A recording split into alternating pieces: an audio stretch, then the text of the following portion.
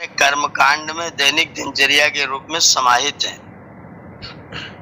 उन मंत्रों को एक तो दो स्थितियां हैं, इसको ध्यान दीजिएगा। बहुत सारे लोगों ने मुझे कहा कि अगर हम मंत्र पढ़े ही ना, कुछ लोगों ने मुझे ऐसा कहा कि हम लोग मंत्र पढ़े ही ना, मंत्र हमारी समझ में नहीं आते तो हम लोग मंत्र पढ़े ही ना, सीधा हिंदी का अर्थ पढ़ें, जो अर्थ हिंदी में लिखा हुआ वो पढ़ करके अगर हम अंत में स्वाहा बोल के आहुति डालें तो क्या नुकसान होगा। ये प्रश्न मेरे सामने आया। दिल्ली में एक सज्जन पूर्व IAS अधिकारी थे, वो गुरुकुल टंकारा बहुत आते जाते थे, तो उन्होंने मुझे प्रश्न किया कि अगर हम सीधा अर्थ पढ़ें और अर्थ पढ़ के स्वाहा कहें, हे परमात्मा हमारे संपूर्ण दुर्गुण दुर्व्यसन और दुखों को दूर कर दीजिए स्वाहा। अगर हे प्रजापति तुम्हारे जैसा और कोई नहीं है, हम अपने प्रत्येक कार्य में आपका ही स्मरण करें, हम धन धान्य के स्वामी बने स्वाहा। अगर हम ऐसा करें तो कैसा रहे, ऐसा प्रश्न मेरे सामने आया।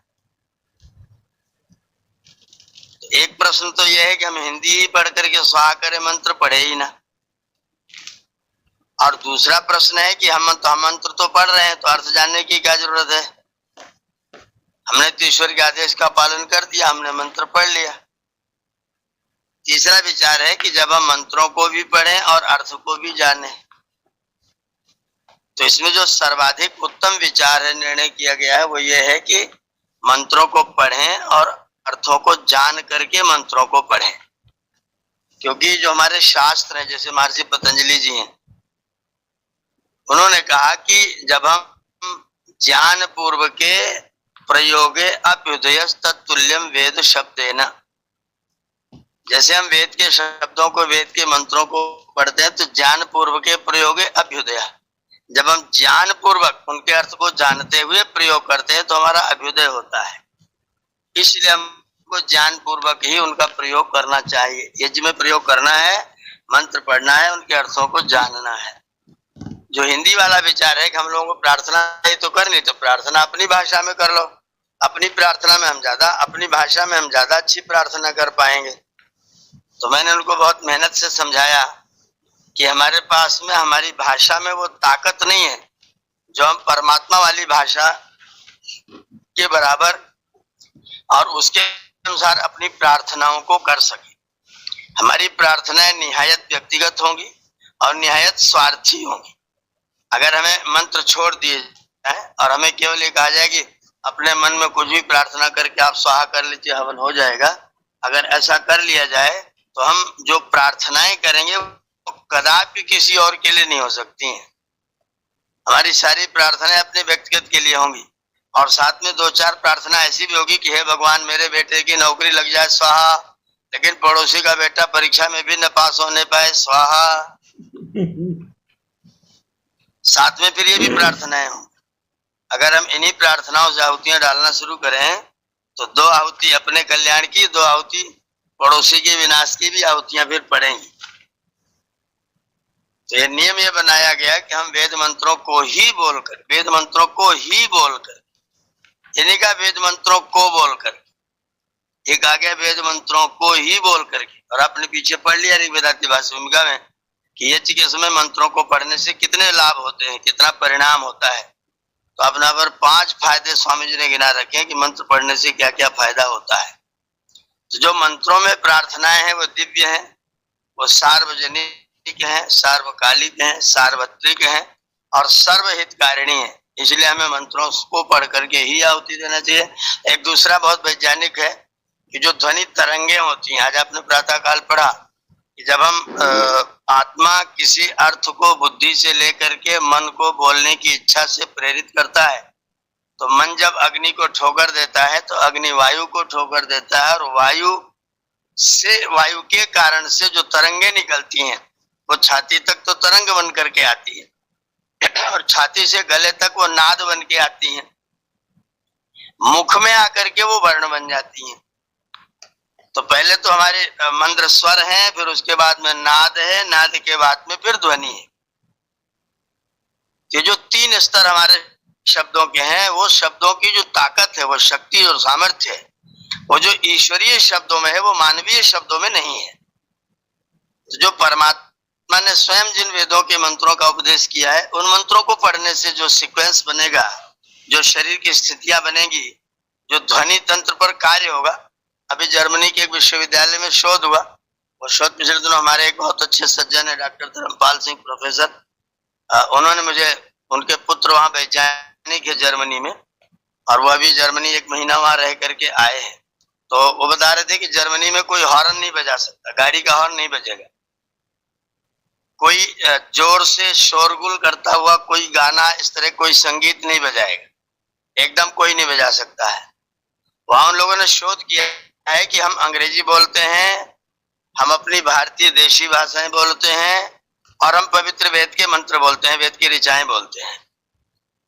तो बोल करके जो वैज्ञानिक लोग हैं, उन लोगों ने सिद्ध किया कि जब हम अंग्रेजी बोलते हैं, दूसरी लैटिन, ग्रीक, फ्रेंच, ये जो भाषाएं हैं यूरोप की, उन भाषाओं का जब हम उच्चारण करते हैं तो हमारे शरीर के केवल 30% तंत्र काम में आते हैं। जो हमारी धमनियां, शिराएं हैं, जो 72 करोड़ 72 लाख नस नाड़ियां हैं, उनमें से केवल 30% धमनियां प्रभावित होती हैं, 30% शिराएं प्रभावित होती हैं।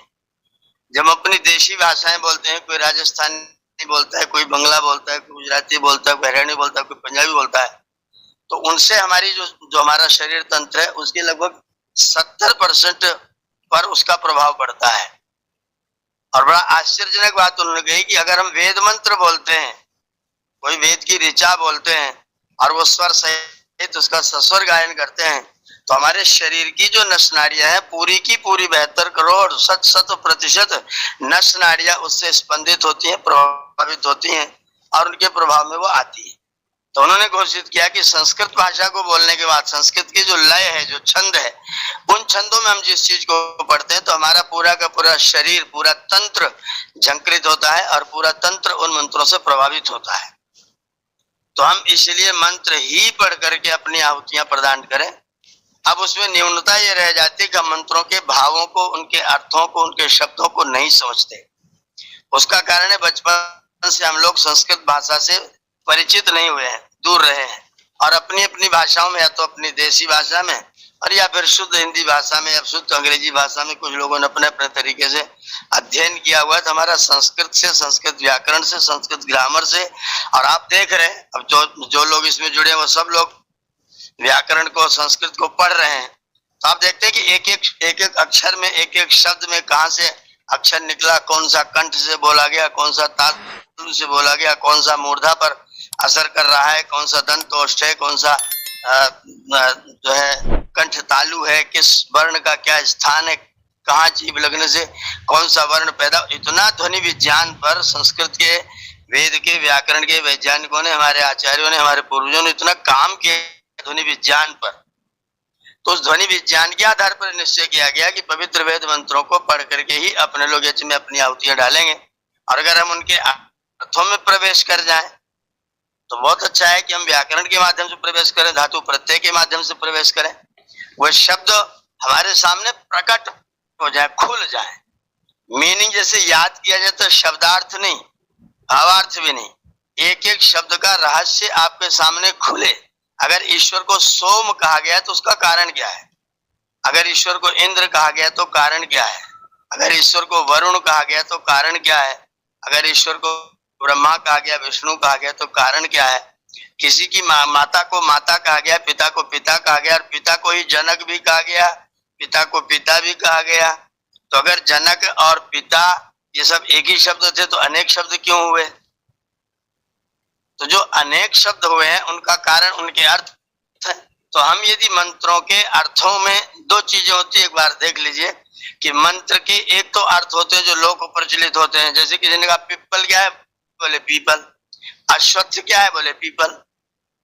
अब अश्वत्थ माने पीपल तो आपने पढ़ लिया, लेकिन अश्वत्थ में प्रवेश आपका भी नहीं होगा। अश्वत्थ में प्रवेश कब होगा, जब आप जान लेंगे अश्वस्थ। इसमें 3 शब्द मिले हुए, एक अ, दूसरा श्व, तीसरा स्थ। स्थ माने रहना, ठहरना, श्व माने कल, आ माने नहीं। जो कल नहीं ठहरेगा, जो अति चंचल है, उसका नाम अश्वत्थ। है तो हमारा शरीर भी अस्वस्थ है, हमारा शरीर अश्वत्थ है, क्योंकि इसके कल रहने का कोई भरोसा नहीं है। तो जो नश्वर है, जो कल न रहने वाला है, उसका नाम है अश्वत्थ। इसलिए वेद ने कहा कि तुम्हारा घर अश्वत्थ पर है। आप कोई सोचेगा पीपल के ऊपर घर बना हुआ है, नहीं, जो शरीर कल रहने का कोई भरोसा नहीं है, उस शरीर में तुम्हारा निवास है। तो जब हम इस तरह से आप ही शरीर, हमारे शरीर को कोई शरीर कहता है, कोई तनु कहता है, कोई काया कहता है, कोई देह कहता है, तो क्या ये सारे एक है? शरीर के लिए 5 शब्द प्रयोग किए गए, तो क्या पांचों का एक ही मतलब है? अगर आप मतलब पढ़ेंगे तो हाँ जी शरीर एक ही है, लेकिन नहीं, शरीर अलग अलग है। श्रृणाति यत् शरीरम, जो शीर्ण होता है वो शरीर है। जिसमें जीवात्मा बंधन में बंधा रहता है वो देह है। जिसमें बैठ करके भगवान की स्तुति गाता है वो काया है। जिसका विस्तार होता है, जो फैलता है, सिकुड़ता, उसका नाम तनु है।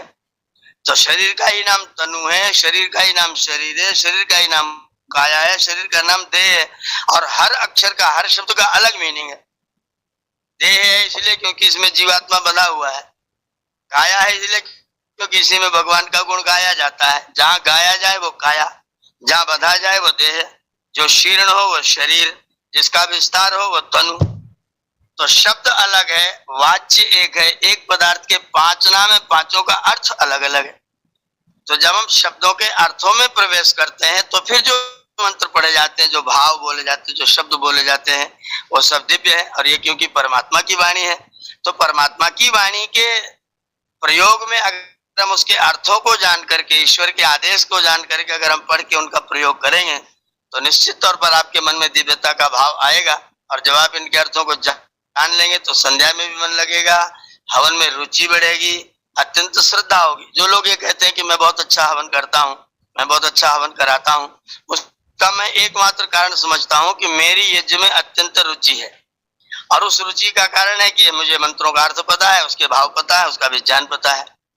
तो विज्ञान पता है, भाव पता है, अर्थ पता है, मंत्रों का प्रयोग पता है, तो फिर हमको जो आनंद, जो रुचि होती है वो अभिन्न होती है, अक्षुण्ण होती है, वो नित्य दिव्य होती है। तो यज्ञ मैं बढ़िया करता हूँ या मैं बढ़िया कराता हूँ मतलब नहीं है, मंत्रों के भावों को समझ करके करता कराता हूँ। इसलिए मेरी अपनी रुचि और मेरी वो श्रद्धा का विषय है। मेरी यज्ञ में अत्यंत श्रद्धा है और मैं उसे बहुत श्रद्धा पूर्वक ही संपन्न करता हूँ। और आप सब लोग यहाँ जितने लोग उपस्थित हैं, मेरा प्रत्यक्ष अनुभव है, अनेक बार मेरा अनुभव है, यज्ञ भगवान में आहुति डालते समय जो हम अपनी भावनाएं व्यक्त करते हैं, जो हम अपनी प्रार्थनाएं करते हैं, वह सब प्रार्थनाएं परमात्मा पूर्ण करते हैं। इसलिए कहा गया स्वर्ग काम यजेत, ये जो श्रेष्ठतम कर्म, जो यज्ञ है वो विष्णु है, वो व्यापक है, वो आपके यश को फैलाता, आपके कार्यों को सफल बनाता है। तो यज्ञ लिखा गया, यज्ञ के द्वारा किए गए प्रत्येक कार्य सफल होते हैं। अयज्ञियों हत वर्चा भवति, जो यज्ञ नहीं करता है उसका तेज नष्ट हो जाता है, वो हत वर्चा हो जाता है। इसलिए प्रातः प्रातः गृहपतिर्नो अग्नि सायं सायं सौ मनसस्य दाता। प्रातः प्रातः गृहपतिर्नो अग्नि, अगर हम सवेरे सवेरे अपने अग्नि को अपने गृह का पति बनाते हैं, अपने अग्नि की उपासना करते हुए, उसमें आहुतियां डालते हुए उसको अपने घर का घरपति बना दें, अगर हम अग्नि को गृहपति बना दे तो वह गृहपति सायंकाल तक सौ मनसस्य दाता, हमारे मन को सुमन बना के रखे रखता है। और फिर सायंकाल होते होते हमने फिर आहुति दे दी तो फिर अगले सवेरे तक के लिए सौ मनसस्य दाता। सायं सायं गृहपतिर्नो अग्नि प्रातः प्रातः सौ मनसस्य दाता। सायंकाल को कर लिया तो सवेरे तक सौ मनस्य, और सवेरे कर लिया तो सायं तक सौ मनस्य, और दोनों समय कर लिया तो 24 घंटे सौ मनस्य। तो 24 घंटे आनंद ही आनंद होता है। तो हम उभय काल में संध्या अग्निहोत्र करते हुए और इन मंत्रों के अर्थ को जान, तो बहुत अच्छा विचार है कि हम लोग इन मंत्रों के अर्थों को जाने। व्यस्तता आप लोगों की काफी बढ़ गई है और आपके साथ मेरी भी बढ़ी हुई है।